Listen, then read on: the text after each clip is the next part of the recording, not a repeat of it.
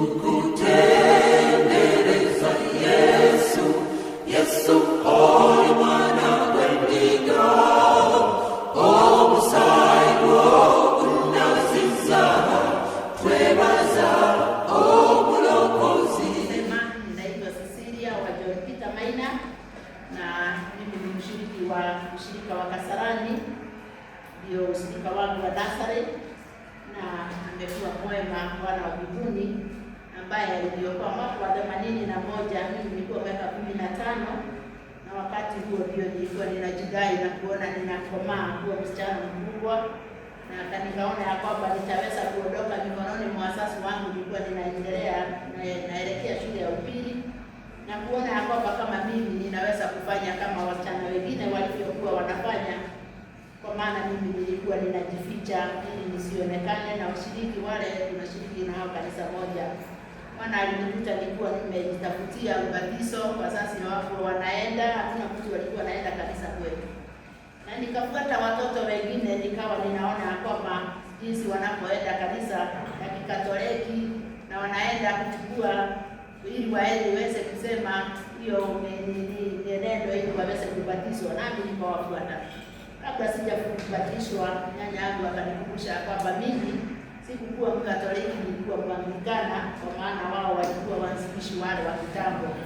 Na nikaondoka huko na nikaanza kufuata kanisa langu la Kianglikana bali kujitafutia, na nikaweza kubatizwa na nikawekelewa mikono. Wakati huo nikajidai sana, nikaona kwamba mimi Bwana akirudi mimi nitapewa uzima wa milele, kwa maana mimi nilijipeleka mwenyewe. Lakini Bwana akanikumbusha kwamba kweli sijakamilika, kwa maana ndani ya moyo wangu nilikuwa na unafiki mwingi hivi, si ndani ya nyumba ya wazazi wangu.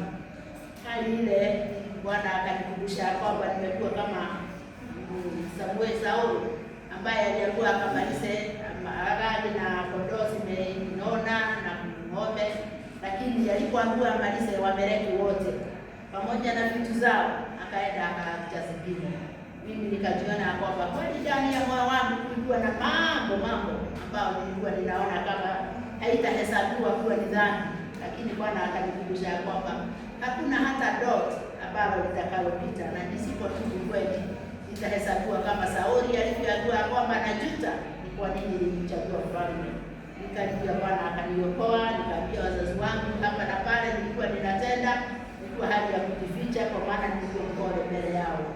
Lakini Bwana aliponiokoa, nikawa mzigo mzito ulikuwa ndani yangu uliondokea, na nikaanza kufuata Yesu ambaye alilinda moyo wangu. Nikaendelea na shule, nikakubali kutukanwa, kupewa masiku, lakini Bwana ni mwema, kwa maana aliendelea kunishindania. Hata wakati huu ninapokaa nikiona kwamba hiyo nilikuwa mtoto mdogo, na sasa ni mama ambaye sasa hata amenitaka, nashukuru Bwana, kwa maana nimeona mkono wake kwa pamoja nami. Ninapotazama msalaba, kweli nimeona ukiwa mwepesi sana na akisaidia katika hiyo safari ya kwenda mbinguni, tunapokaa na kutubu na kumtazama Yesu.